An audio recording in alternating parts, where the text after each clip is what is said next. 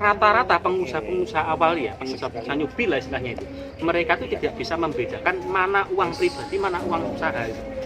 Jadi ketika pengusaha-pengusaha yang awal ini mereka tidak bisa membedakan mana uang pribadi dan mana uang usaha, ya, dimodali berapapun habis.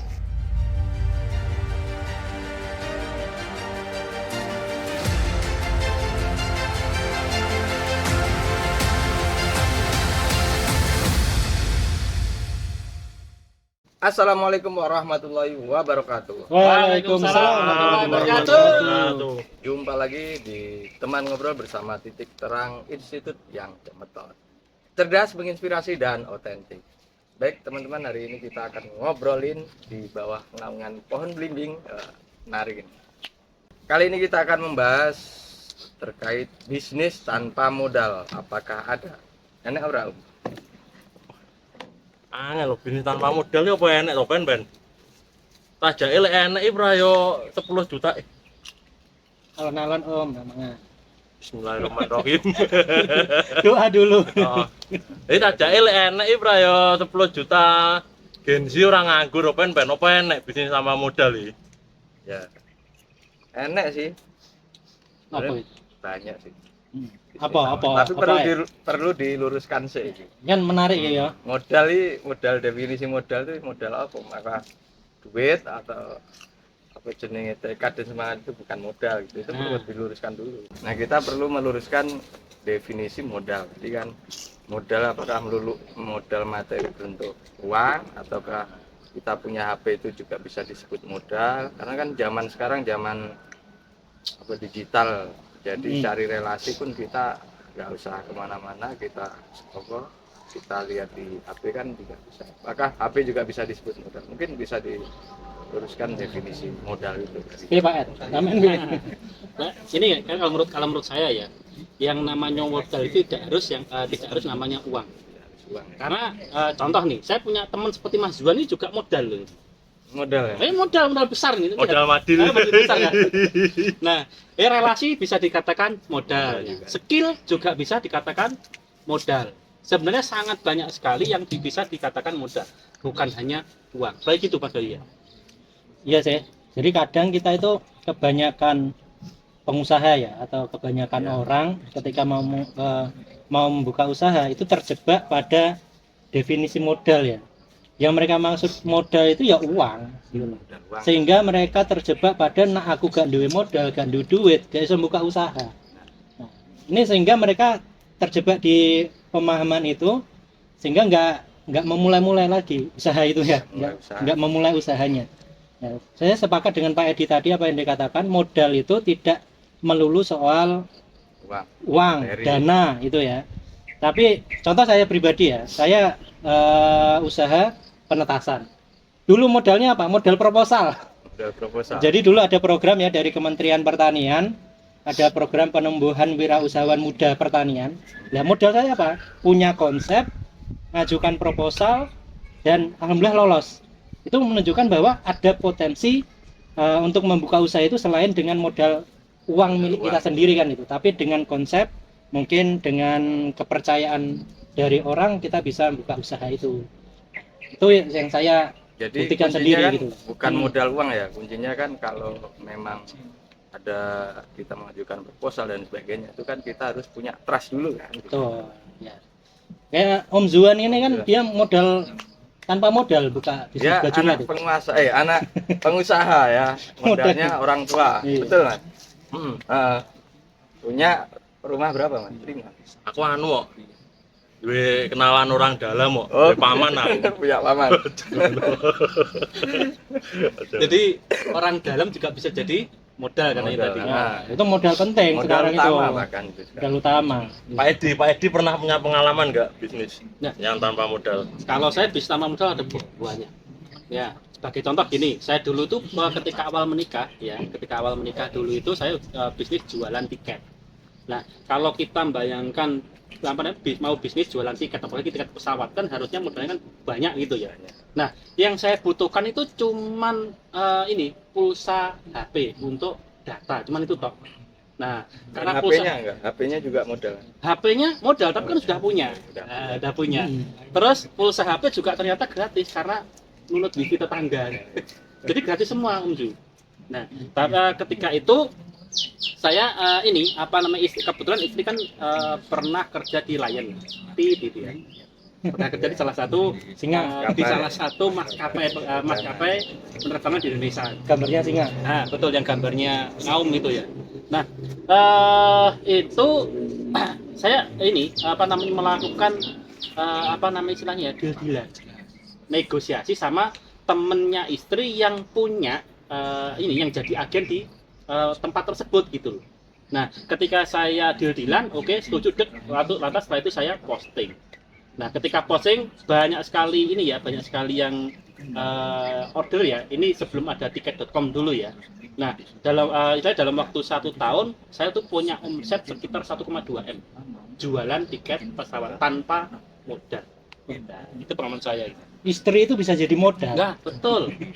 Buktinya tadi kan modal saya istri itu. Itu berarti intinya calo nih loh. Betul, calo tiket Terus Mas. wis mau nyer-nyer bingung aku. Calo nih loh. Jadi menarik ya. Jadi apa mungkin Gensi atau banyak orang umum sekarang itu terjerumus dengan definisi modal. Akhirnya mereka larinya pun untuk mencarikan solusi permodalan. Itu akhirnya salah kaprah gitu. Sebenarnya kan potensi kita punya apa namanya, kita nggak punya uang tapi kita punya modal yang potensial di sekitar kita, itu kan bisa dimanfaatkan. Kalau menurut saya pribadi, kalau terkait dengan usaha itu, mulailah dari apa yang kita punya. Karena apa? Karena usaha itu kan sesuatu yang hasilnya nggak pasti, betul nggak? Kadang untung, kadang rugi. Nah, kalau kita mendefinisikan modal itu harus berupa uang, sedangkan kita belum punya uang, akhirnya ngutang. Sedangkan utang itu mengembalikan utang apa? Pasti. Nah, sesuatu yang tidak pasti kemudian digabungkan dengan sesuatu yang pasti kan nggak klop gitu secara logika. Nah, sehingga banyak sekali pengusaha-pengusaha pemula itu yang dia terjerumus pada tadi definisi modal itu tadi, sehingga dia memaksakan diri, sudah punya ide, memaksakan diri harus punya modal sendiri, punya duit sendiri, maka harus ngutang, apalagi ngutangnya ke konvensional gitu ya, bank konvensional. Akhirnya terjadi apa? Awal kelihatannya besar gitu usaha, tapi setelah sekian bulan, sekian waktu, akhirnya apa? Tutup. Banyak sekali itu. Betul. Banyak sekali. Jadi ya memang banyak ya di lingkungan sekitar kita hidup itu, banyak pengusaha itu kalau nggak rasanya kalau nggak punya hutang di bank itu nggak Ada yang coba guys. Nggak asik gitu. Suara alam. Jadi kalau nggak punya utang di bank itu nggak asik, karena saya juga dulu pernah ikut satu mazhab ya, satu aliran di dalam bisnis yang mengatakan bahwa bisnis itu hutang itu adalah mulia. Maka ketika hutang itu adalah mulia, berutanglah gitu loh. Kok bisa mulia itu, Bi? Nah, karena dengan kita berutang nih, akan banyak sekali karyawan-karyawan dari bank ataupun koperasi yang bukan lagi yang akan tercukupi kehidupan keluarganya. Wah, ngerti wi Pak wi. Ini berarti madhabe direktur bank. Ngawur. Sekarang yang memberikan itu sudah tobat kabarnya gitu Mas. Ya. Alhamdulillah. Tapi secara logika masuk akal ya? Masuk akal lah gitu loh, masuk akal. Jadi yang kerja pengusaha, yang tercukupi pegawai bank dan anaknya. Iya betul. Secara logika seperti masuk akal itu, tapi ketika kita itu mau ini ya mengambil sesuatu yang pasti, kembalikannya pasti, tetapi untuk mengembalikannya tidak pasti, itu menurut saya perjudian yang sangat tinggi, spekulasi ini keduburan gitu loh. Dan menurut saya gitu. Memang pengusaha yang utang bank itu dia nggak ngerti bedanya apa hutang dengan modal. Nah, Dia betul. nggak paham di situ. Bedanya biaya. Bedanya kalau modal itu kan bagi hasilnya kan dari keuntungan kan. Nah. Dan dia bisa rugi, kalau rugi nggak ada bagi hasil. Tapi kalau hutang kan usahanya rugi nggak rugi kan agak baliknya segitu, dan ada bunga dari persentase nilai yang diutangkan kan. Betul. Nah, ini kan permasalahannya gini ya. Banyak sekali ini permasalahan klasik sebenarnya ya. Katanya menurut data itu ya, kita sekian juta orang tidak punya pekerjaan alias pengangguran. Hampir 10 juta ya. Ya, hampir 10 juta kan pengangguran, katanya gitu ya. Gen Sito itu Pak, Nah, itu Gen Sito. tapi faktanya Mas ya, Ini saya punya usaha. Saya itu bikin lowongan dari 3 bulan yang lalu, sulit. Dapat beberapa karyawan itu masuk 1 minggu keluar, masuk 1 minggu keluar. Padahal jam kerjanya cuma 3,5 jam. Nah, dan itu ternyata juga dialami oleh teman-teman yang lainnya juga. Ada salah satu teman saya yang punya ini, apa namanya, toko. Dikasih gaji UMR, lipat. Kurang apa lagi itu. Ternyata bekerja 1 bulan, udah gaji pertama, hilang dia. Tanpa kabar. Belum lagi teman saya yang kemarin itu jual gorengan. Gorengan, kerja cuma 5 jam, digaji 900.000. Ukurannya di Blitar kan besar tuh ya. Nah ternyata 2 minggu katanya dia tuh pengen kasbon. Setelah kasbon besoknya Nggak masuk. muncul gitu loh. Nah ini problem klasik, katanya banyak hampir 10 juta pengangguran Mas Bu ya. Tapi ternyata yang punya usaha pun sulit untuk cari karyawan. Nah, ini fakta kan itu. Kok aneh ya? Nah iya itu. Jadi satu sisi itu banyak yang butuh pekerjaan, satu sisi sulit nyari karyawan. Nah betul. Kok Nah, bisa, Pak? kira-kira apanya itu ya? Karyawanku sih tok soalnya. Iya, iya.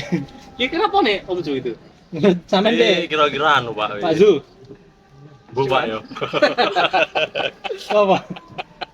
Saya Kira-kira Mbok gitu. Anu kowe ra iso mikir aku. aduh, gue makan lah. Nek ini penake jajan sitok nih Om. Nah, jadi gini ya. Kenapa kok bisa terjadi seperti ini kan harus kita lihat ya. Faktor utamanya itu apa gitu loh. Nah, kalau kita lihat ternyata kan ini kan hasil dari buah pendidikan kita selama ini ya. Nah, kenapa? Karena kebanyakan orang-orang yang dia itu baru lulus sekolah ya. Pengennya itu kerjanya gampang, gajinya duran gitu kan. Sementara kita sebagai pengusaha yang dicari apa? Cari apa itu? Namanya kualitasnya. Nah, kualitas dari Karyawan. rata-rata pengalaman kan Pengalaman. gitu loh. Nah, jajan ya. Ini jajan nih. Jadi kan Loh. Kosong loh, Om. Kosong loh, Om. Ngawur. Lah iki yo. Ya janji-janji kampanye. Sudah ramelu-melu nah aku lek ngene Betul. iki. Wes jamune ramel-melu iki. Iki janji-janji kampanye jodbut iki. Tak tutupi ngene iki. Dirimu- sembrono. Dirimu ngarani sing ora-ora to tak jemune tenanan. iki sekolah kalau piye Iki janji kampanye jodbut iki. Jadi balik lagi ke tadi ya, Mas Ya. Bati sama Bayu ya. Jadi ternyata ya karena itu loh. Pengennya besar, kerjanya mudah kan kebanyakan itu Gajinya kan. besar, Hmm. gajinya besar, kerjanya enak. Gitu ya. Betul, itu kan sangat dilematik toh. Sementara kita sendiri sebagai seorang pengusaha, kita sendiri sebagai pengusaha yang kita cari kan apa nih, karyawan yang punya pengalaman, dedikasi tinggi kan. Produktif kan. Nah betul, orang yang dikon lembur didik-didik alasan, didik Nah, alasan kan itu gitu. perlu mentalitasnya, SDM-nya perlu Mm-mm. dibangun. Maka itu apa ya? Mungkin pengaruh media sosial atau apa ya? Ini kan apa karyawannya banyak Mas. Mas Tuan. Makanya Ini berarti iki mau iki sing disasar iki Genji iki berarti. ya gengsi. Anak-anak muda berarti itu kan. Ya seumuran sampean bukan. Kalau anak-anak tua mikirnya Jadi di spesifiknya ae yo. Jadi aku mbiyen iki tahu. Ya toh, Aha. turu, barno tangi. Barno dimasakne bojo. Mari ngono kerja. Ya, Kerja paling sak jam. ya 1 jam. Ya toh, bareng numpak mobil, dolan-dolan. Ya toh. Ya wis mendino ngono terus powe nak ambiyen uripku pacek enom e. Waduh. Karena aku- akhirnya ki anu men. Aku iki digugah ibuku to, tiba-tiba ngimpi men, tiba-tiba. Aduh uripku powe nak kerja mek tak jam ya to. Tiba-tiba ngimpi. Ini pemahaman kebaliknya berarti saya susah sampean. Duwe bojo ayu, kerja penak ya to. Kayak Duwe akeh, mlaku-mlaku terus. Paham yang dimaksud Mas Juan itu mimpi kan itu. Oh, tiba-tiba ngimpi digugah ibuku kok. Barno bar uripku. Berarti kerja mudah, bayaran tinggi, itu ngimpi Mas Bati ya? Heeh. Apa gitu Mas Boy? Shortcut itu, Iya, Mas. shortcut. Tapi begini, saya pernah ngalami ya yang namanya sing kayak diceritain Mas Jan. Iya, iya. Kerjanya enak, omsetnya gede. Saya pernah ngalami. Dan itu pun saya nggak punya modal uang ya, berupa Apa kerja apa? Pen. broker ayam kudo. Broker. Itu luar biasa. Mas. Nah, Apa Mas tadi? Halo. Halo. Calo. Calo. Calo. bibit ayam. Nah, ayam. kalau bibit ayam. Ayam pedagingan. Biasanya cuma tidur. Biasanya cuma tidur tenang. Nah, itu omset sampai berapa itu? Omset 1 bulan pernah sampai 3 M. Keuntungannya Keuntungannya berapa persen? ada 10%? Nggak sampai. Nggak sampai. Nggak sampai. Tapi tergantung kalau saya kirim ke luar pulau kayak di NTT itu 10% lebih di NTT itu. Dan itu kan kerjaan saya cuma tidur gitu. Saya Dan kayak itu mandeknya bisa. apa? Saya karena di situ bukannya saya berhenti ya saya berhenti. Enggak, serius. Saya berhenti karena memang dunia perayaman pada waktu itu memang itu kan tergantung kebijakan pemerintah sebagainya. Bagaimana kita hidup di pasar yang liberal, yang bebas, itu pengusaha-pengusaha itu diadu. Di mana pengusaha yang kuat itu pasti bertahan. Kayak broker-broker gitu yang dia mau modalnya jujur, punya trust ke pengusaha-pengusaha, dia nggak mau main serampangan, mau nipu dan sebagainya, dia pasti nggak bisa bertahan lama dengan sistem yang ada sekarang. Yang jujur, ajur gitu. Gitu. Itu berarti terjadi. Dan Sampai itu ngalami terjadi. itu. Dan itu bukan hanya saya tok ya. Teman-teman dulu bahkan yang saya kirimi kelasnya PT besar-besar itu per kota itu tutup mas, tutup. Saya tutup vakum, nggak ada kegiatan. Saya tanya bos, kenapa kok sekarang jualannya kok nggak ayam dan lain kok jualannya macem-macem, ada yang jagung, ada yang telur itu dan sebagainya. Udah tutup mas kantornya. Padahal saya ngirim ya dulu saya sendiri loh, bukan broker yang lain ya. Saya sendiri itu satu kota itu bisa ngirim per minggu itu 50.000 lebih. 50.000 apa itu? DOC untuk ayam itu per minggu untuk satu cabang kota ya. Itu belum kiriman dari yang lain. Perputarannya itu tinggi kan? Perputaran Enggak sih ya. Tapi sekarang enggak? Sekarang enggak, saya ngelihat ini sudah hancur-hancuran. Berarti hasil dari itu bisa untuk modal nggak ya? Sebenarnya bisa untuk modal. Bener ya? Sesungguhnya. Karena memang apa ya, pada waktu itu gaya hidupnya supaya dapat uang terus tinggal apa. Jadi ini orang mimpi mah. Ngomongin penak kayak aku wong. Orang mimpi nah sampean kan Duitmu ra kelong. Jadi gaya hidupmu sing mewah kuwi kudune pas turu ben. Nah, itu. Ngene duitmu ra kelong. Nah, tapi permasalahannya gini loh.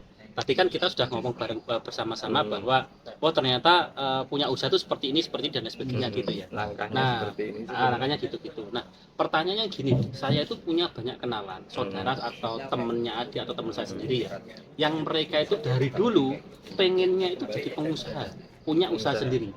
Tapi sampai sekarang sudah lebih dari 20 tahun, itu saya tetap jadi karyawan gitu. Nah, kira-kira permasalahannya apa itu? Takon wonge Pak, takon aku. Takon aku. Ayo ditanya ora nek. Yang ditanya enggak ada di sini loh. Bisa jadi mentalnya belum kuat, Pak.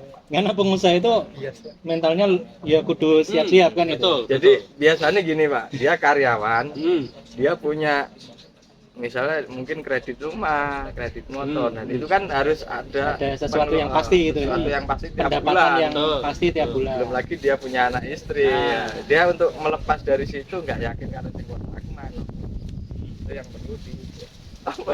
Wadem lho. Waduh, itu kemulan sama jaket toh. Hati-hati. Iki asine berang banget iki.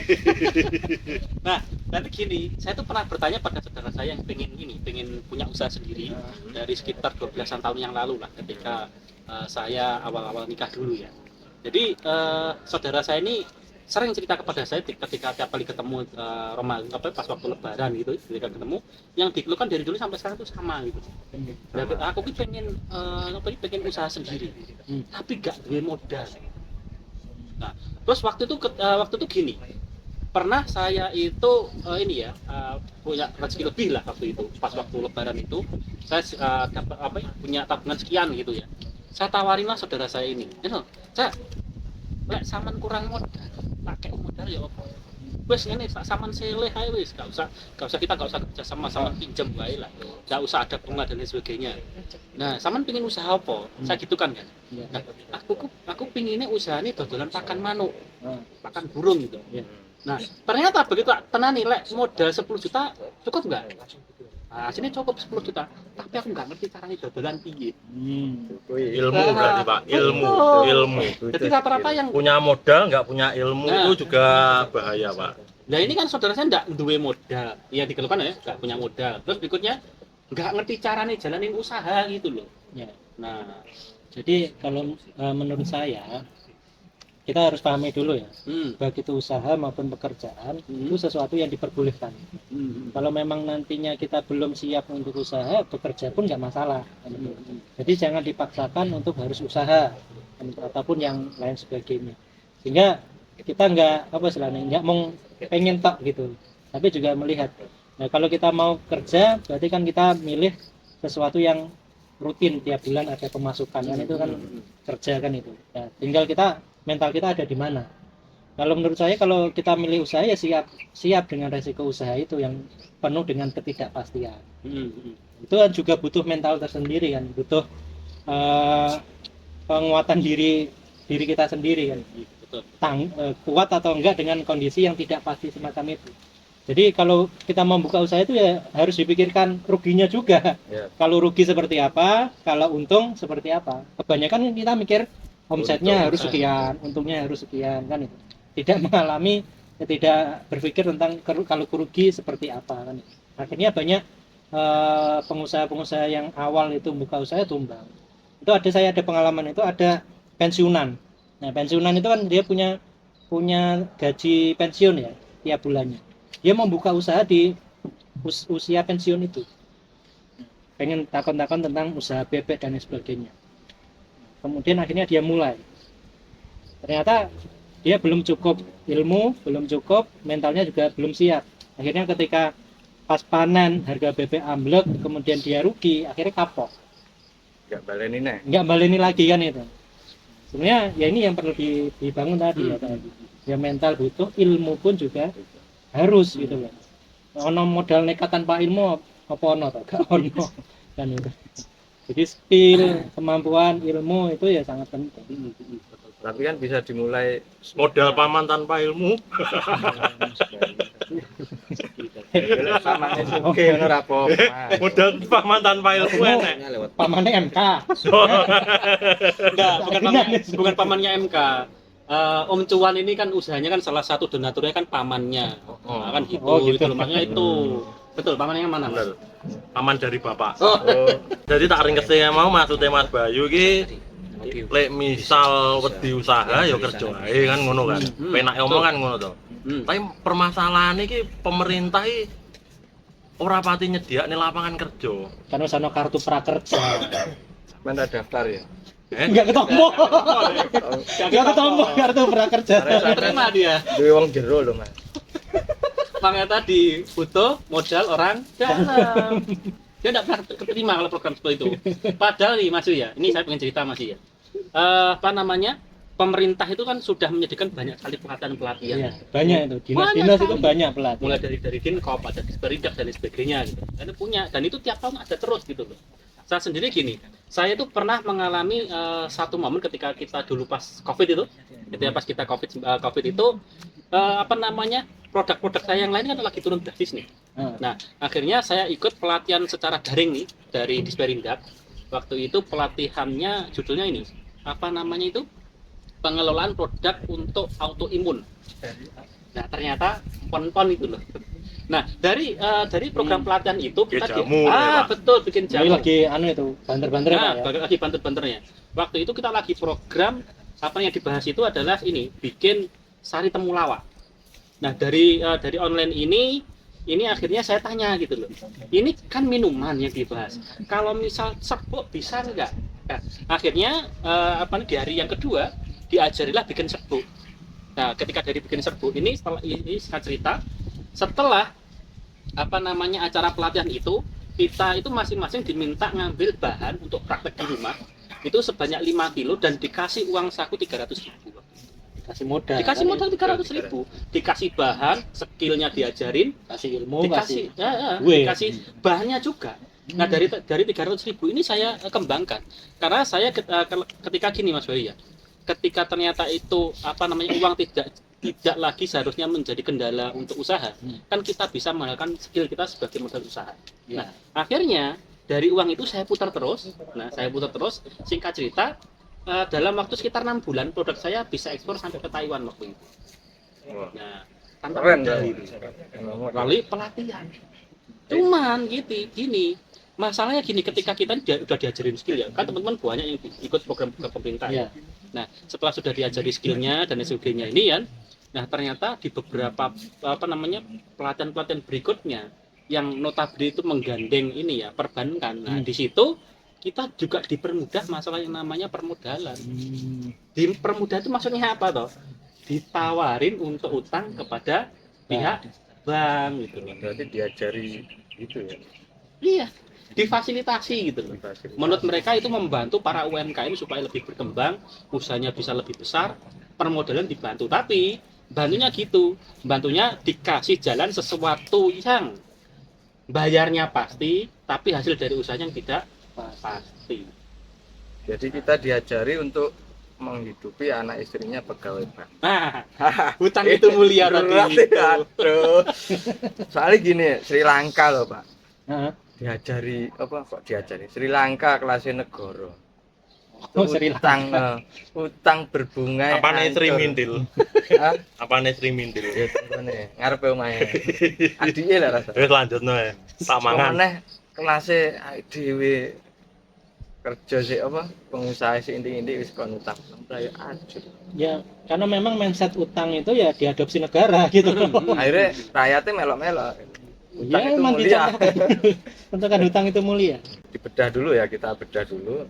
Sebenarnya utang bank itu Iki lalone tak antem yo. utang bank dijadikan modal usaha itu sebenarnya bagus apa enggak sih? Baik apa enggak? Saya tahu enggak? Om Zuan ngerti ya? Nah, Pak Edi ngerti. Mau kan mari kan Pak Edi cerita to, kuwi arep tak takoni. Iki arep tak takoni. Lah kuwi mari ngono sampean melu berapa?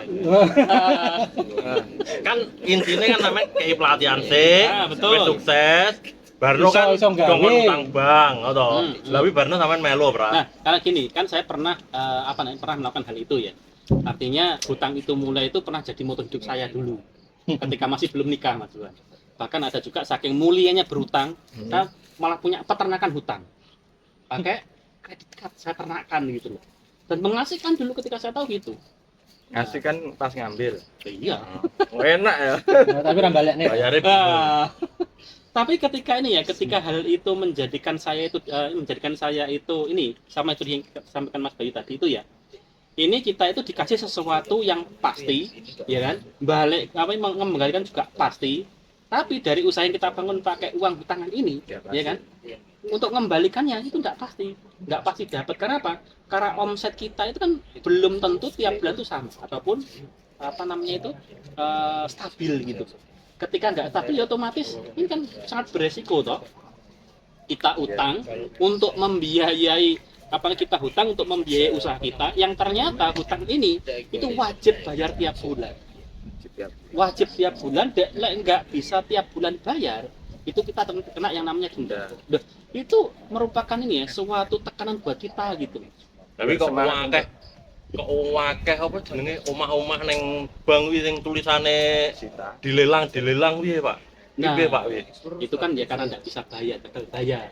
Ya karena itu tadi faktor itu tadi loh. Enggak dari Pak Edi, dari konco-koncone sampean yang Betul. tadi UKM pelatihan betul. itu ditawari bank itu banyak enggak yang Itu Hutang. kalau teman-teman ya itu sangat banyak sekali yang ngambil gitu. ngambil itu banyak. Karena mereka lihatnya gini, aku daripada menai hasil untuk investor sekian persen, mending aku pilih ambil kur yang 0, sekian persen, nggak sampai 1% katanya gitu. Padahal kalau sebenarnya mereka tuh tahu konsep kerjasama yang asli dalam Islam seperti apa, mereka pasti akan milih konsep ini kerjasama di dalam Islam. Tapi yang ini yang utang bank itu monitoring nggak sampai? Dia itu bisa ngangsur sampai lunas apa Oke. enggak? Nah ini rata-rata teman-teman saya ini kebanyakan nggak bisa. bisa sampai Iya, betul. lunas nggak bisa ya? Betul. Kebanyakan nggak bisa gitu. Nah, kenapa seperti itu? Karena sebenarnya gini Mas Bayu, Mas Dendi dan Mas Yuan. Jadi sebenarnya tanpa kita hutang modal pun sebenarnya kalau kita itu menguasai skill-skill seperti penjualan dan sebagainya, itu sebenarnya kita tidak membutuhkan modal yang besar gitu. Karena kalau kita ngomongin modal itu kan hanya ada 3. Kalau kita ngomongin modal masalah ini modal uang cuma ada 3 nih. Uang itu bisa kita ambil, yang pertama itu dari bank, yang kedua Keuangan. lembaga keuangan lah, bisa dari bank, bisa dari koperasi dan sebagainya. Yang kedua uang itu ada di orang yang punya duit atau investor. Nah yang ketiga nih ini yang sering saya lakukan. Modal berupa uang ini bisa diambil dari konsumen. Kalau artinya kalau kita itu sudah kalau kita sudah mau usaha, terus kita mau jualan ya, idenya dulu itu diejawantahkan dulu, terus langsung tawarkan ke konsumen gitu. Nah, ketika kita tawarkan ke konsumen, nanti kan kita bisa sistem cash before delivery kan. Artinya kita itu untuk produksi produk saja sudah dapat modal kan? Modal dari konsumen masuk dulu. Betul. Atau kita bisa mengambil ini tadi, seperti yang dijalankan Mas Bandi tadi juga itu. Bisnis sebagai calo. Oh, itu luar biasa itu. Itu halal ya. Nah, halal. Atau gini, saya punya kenalan yang dia itu bisnis gorengan. Ya. Bisnis gorengan 8 bulan itu punya omset 1 miliar itu per bulan itu. 8 bulan jalan ya. Itu 1 bulan per bulannya di bulan ke-9 1 miliar sebulan omset. Dan gorengannya itu jualannya cuma 1 biji 1.000 rupiah doang gitu. Iso saem gitu. Itu artinya sebenarnya teman-teman semua daripada kita itu berpikir untuk hutang ke lembaga keuangan ya, yang istilahnya mengembalikan tiap bulannya itu pasti, nggak bisa mengembalikan tiap bulan nanti ada denda dan lain sebagainya. Mending kita berpikir ke arah modal skill yang lainnya gitu loh, kan lebih enak gitu kan. Jadi kan hutang modal dari hutang bank itu kan sebenarnya masalah kan itu. Betul jadi masalah. Solusi kan. Betul. Kalau kita tengok dulu awal-awal sahabat Nabi ya, kita tengok 1400 tahun yang lalu sahabat Nabi ketika hijrah dari Makkah ke Madinah itu kan nggak bawa apa-apa kan. Betul. Tapi ada yang sukses gitu loh. Bahkan hartanya sampai sekarang itu masih ada. Seperti Umar itu kan tanpa hutang ke Abdurrahman bin Auf itu kan tanpa hutang ke bank, ya kan. Betul. Tapi bisa Durung ono sukses. bank, Om. Zaman itu durung ono bank. Tapi kan konsep transaksinya ada juga kan zaman itu kan. Bisa beli salo katanya Mas Cuan tadi itu ya. Tunjukkan pasar. Nah, itu kan solusi bisnis tanpa permodalan itu kan bisa niru sahabat. Omsetnya itu kalau dikurskan sekarang itu kan bisa triliunan kan. Betul. Luar biasa. Mungkin bisa disepilkan nanti caranya Menarik. Sebelum ke sana itu ya. Ini tadi secara logika saja. Ya, logika itu kita butuhnya modal tapi dikasih utang itu nggak nyambung misalnya. Ya nggak nyambung. Karena kita usaha hasilnya nggak pasti, utang itu harus membalikkan. Beda dengan modal Itu kan. namanya bunuh diri. Bunuh diri kan. Itu secara logika nggak masuk kan itu. Apalagi kalau kita seorang muslim. Nah, kalau ada utang utang 1 juta balik nih 1 juta 50 misalnya. Nah, 50-nya itu kan riba. 1 juta 250 tak iki. Pimpian tahun 2004 Oh iya sorry. misal kan itu misalnya 50.000 bungane yang dinamakan bunga atau riba itu tambahan dari utang piutang itu. Kan itu di dalam dalil kan disebutkan bahwa itu sama halnya dengan memerangi Allah dan Rasulnya. Maka menurut saya kalau kita memerangi Allah dan Rasulnya. nah iya Bisa Menantang Allah dan Rasulnya. ya berperang kan. Oh, berperang. Kira-kira Menantang Allah dan Rasulnya. Kan banyak hadisnya yang memerangi, ada yang menantang, ya kan. Itu secara keimanan kita. Mustahil. Itu wes otomatis kita wes bunuh diri, benar kata Pendi tadi kan itu. Kalau kita mau pengen usaha, utang bank gak no riba nih, otomatis kita pasti bunuh diri itu. Terjadi atau tidak terjadi di dunia, nanti di akhirat dapat Riba haram, Mas. Bunga halal. Oh, iya. Oke. Bunga desa halal. Oh iya. Halal setelah dinikahi halal. Oke. Awakmu aja teka-teka. Ampun.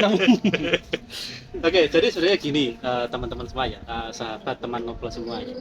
Sebenarnya kalau kita itu tidak punya modal ya, itu sebenarnya ada sangat banyak sekali alternatif lah. Nggak usah langsung tiba-tiba, saya harus utang ke bank, saya harus utang ke koperasi dan lain sebagainya. Sebenarnya ada banyak ilmu dari marketing itu ya, ketika kita itu benar-benar memanage dengan bagus, insya Allah itu akan bisa mendatangkan modal itu tersendiri gitu loh. Sebagai contoh tadi yang saya sampaikan tadi, gorengan tadi itu ya, beliau itu hanya punya konsep seperti ini. Kalau saya butuh omset 1 miliar ya selama tiap bulan, maka saya harus jualan 1000 gorengan ke 1000 orang selama 1000 hari kan gitu kan. Nah dari konsep itu saja dibedah akhirnya ketemulah, kalau 1000 hari terlalu lama, saya butuhnya itu tiap bulan, lantas dibagi 10 jadi 100 hari ya kan, lantas dibedah lagi cuma menjadi 30 hari, maka dia cuma butuh menjual sekitar 30 gorengan kepada konsumen berapa? 100 orang. Yang mana kalau itu sudah ketemu kan, ternyata saya harus bikin sekian cabang. Nah, setelah ketemu, nah ini dia tinggal berpikir bagaimana caranya saya mendatangkan traffic atau orang yang mau melihat dagangan saya, kan cuma itu. Nah, kalau bagaimana caranya mendatangkan, mungkin kita bisa bahas di lain kesempatan gitu Mas Bayu ya. Ini kan nyepil apa ya, contohnya kok bisa gitu tanpa betul. Kalau saya ngalami sendiri. Jadi kalau bisnis tanpa uang ya, tanpa modal itu, memang kita harus meningkatkan kualitas skill kita. Itu modal kita. Jadi kalau kita nggak punya uang ya modal keahlian kan itu, modal keahlian itu. Maka ketika saya buka usaha penetasan itu, sebelumnya itu saya belajar dulu.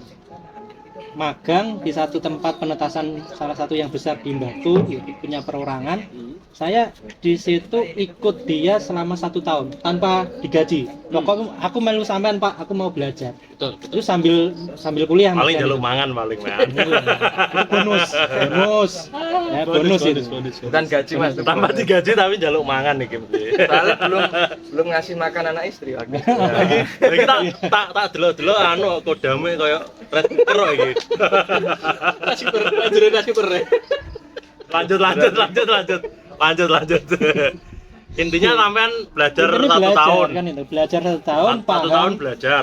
Seluk beluknya tentang penetasan bebek itu seperti apa, ilmunya seperti apa. Akhirnya saya paham buat konsep usaha seperti apa yang dibutuhkan, kemudian saya tawarkan, ternyata juga alhamdulillah cair kan gitu. Betul. Nah, berarti yang perlu kita tingkatkan adalah kemampuan kita, Kemampuan, skill kita. Nah, sehingga dengan upgrade skill itu orang itu percaya dengan kita. Nah, kepercayaan orang itulah modal utama. Betul. Modal utama. Jangan Trust, sampai kan itu ketika ya. sudah dipercaya Berkhianat. berkhianat. Nah, itu untuk mengobati susah. Banyak contohnya. Dan satu lagi Mas Bandi. Ini orang itu banyak yang menyepelekan ini gitu loh. Kita masih belum ngomongin masalah aturan bisnis dalam Islam ya. Kita masih ngomongin tentang ilmu bisnisnya ya. Rata-rata pengusaha awal ya, pengusaha newbie lah istilahnya itu, mereka itu tidak bisa membedakan mana uang pribadi, mana uang usaha itu. Jadi ketika pengusaha-pengusaha yang awal ini mereka tidak bisa membedakan mana uang pribadi dan mana uang usaha, ya, dimodali berapapun habis. Habis itu loh, betul. Nah, itu kan ada di arahnya upgrade skill tadi itu gitu loh. Perlunya pentingnya yang namanya manajemen usaha, manajemen keuangan dan lain sebagainya. Jadi gitu. Jadi di samping skill di usaha yang mau kita kembangkan, manajemen juga harus upgrade. Betul. Dan kebanyakan itu kurang sabar. Jadi pengennya kan instan ya. Kita usaha 1 bulan 2 bulan sudah untung. Padahal untuk belajar itu kan butuh waktu yang lebih lama kan itu, untuk sampai pada keuntungan itu. Itu cirinya dikurang sabar.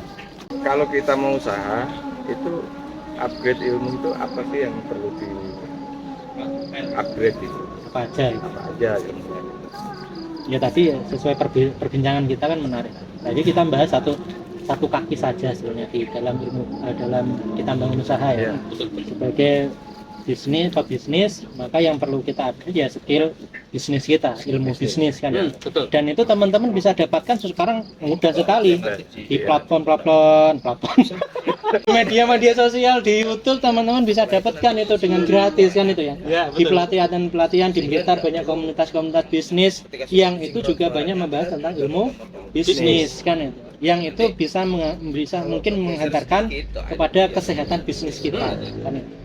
Tapi yang sering banyak dilupakan bagi seorang muslim, pebisnis muslim, itu adalah mereka melupakan tentang bagaimana Islam mengatur tentang bisnis ini. Nah, maka menurut saya ada dua kaki itu kan, ada ilmu bisnis yang harus kita pahami agar kita bisa untung di bisnis kita. Itu ilmu umum yang bisa dipelajari. Yang kedua, ciri khas seorang muslim maka harus terikat dengan aturan-aturan Islam yang itu ada di dalam fikih muamalah. Akadnya seperti apa, kemudian syarat jual belinya dan lain sebagainya banyak sekali kan itu. Nah, ini yang sering dilupakan. Jadi bisa jadi seorang pengusaha itu besar bisnisnya tapi belum tentu berkah. Nah, sedangkan yang kita harapkan kan berkah bisnisnya, berkembang usahanya kan itu.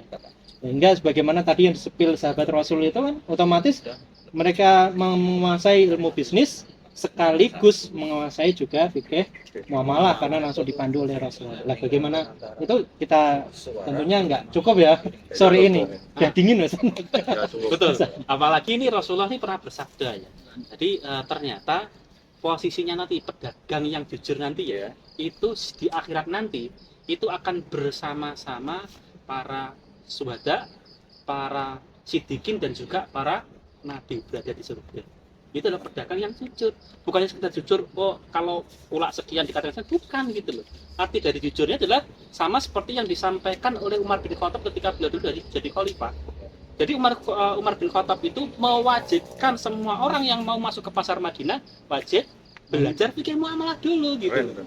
Maka ketika kita semua sebagai seorang pengusaha muslim, kalau kita tidak hanya menguasai skill bisnis, akan tetapi juga muamalah kita juga menguasai, insya Allah akan berkah bisnisnya, sehingga kita bisa menjemput yang dijanjikan Rasulullah tadi itu bersama para syuhada, sidikin dan para Wes Pak, itu Abdul.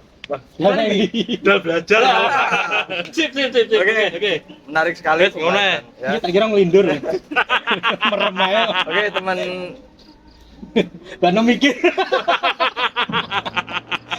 Oke, pemirsa, ini Orang menarik tutup sekali kok. ya. Obrolan kita membahas tadi sudah skill bagaimana bisnis tanpa modal itu seperti apa, itu kan banyak contohnya. Jangan sampai kita terjebak pada hal-hal yang salah ya, yang mana bisnis kita akan hancur kalau kita salah langkah. Tadi sudah di-spill oleh beberapa teman caranya seperti ini. Nah, ini yang belum bisnisnya biar berkah ini seperti apa? Karena seorang pengusaha muslim ini yang mayoritas ditinggalkan. Banyak yang mencontoh sahabat Nabi bisnisnya sukses, yang dicontoh bisnisnya besar, uangnya banyak, tapi caranya yang biar sesuai dengan aturan sehingga urip itu seperti apa, dia nggak mau belajar di situ. Nanti akan kita bahas di lain kesempatan ya. Jangan lupa yang belum subscribe loh. Awas kalau nggak subscribe ya. Nanti kita akan bahas di obrolan ini ya. Insya Allah. Di lain kesempatan. Ya, siap. Oke ya.